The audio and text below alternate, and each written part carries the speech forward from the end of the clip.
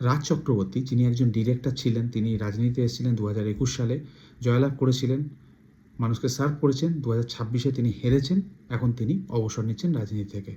অবশ্যই এটা খুব ভালো জিনিস, তার ব্যক্তিগত ব্যাপার। তিনি ভালো একজন ডিরেক্টর, সেই কাজ করলে খুব ভালো হয়।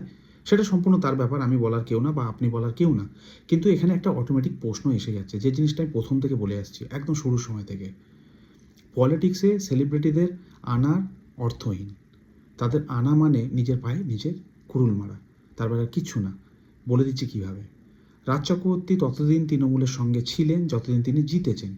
যেই হেরেছেন, তাকে দোষী সাব্যস্ত করা হচ্ছে যখন যখন মানুষের রোষের মুখে তিনি পড়ছেন, তিনি পালিয়ে যাচ্ছেন।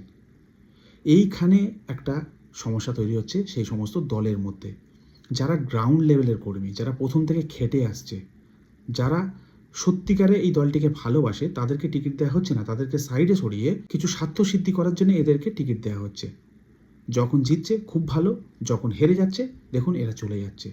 যদি শুধু জেতার সময় থাকবো, হারার সময় থাকবো না, তাহলে কী জন্য আমি পলিটিক্সে এসেছিলাম? কী কারণে দলে নাম লিখিয়েছিলাম? মানে শুধুমাত্র সুখের সময় আমি থাকবো? এখন লড়াই করার ক্ষমতা নেই এদের? একটা হেরে যাওয়া প্রার্থী হয়ে হেরে যাওয়া দলকে তোলার ক্ষমতা নেই? মাঠে নামার ক্ষমতাই নেই? তার মানে কিন্তু অটোমেটিক্যালি এটা প্রমাণিত হয়ে যাচ্ছে, দল যতদিন ভালো করছে, এনারা যতদিন ভালো করছে ততদিন আছেন। দল যখন হেরে যাচ্ছে তো আমি পাত্তারি গুটে পালিয়ে যাব। এটাই এদের নীতি। এখন লড়বে সেই সমস্ত মানুষজন যারা প্রথম থেকে দলের সঙ্গে রয়েছে।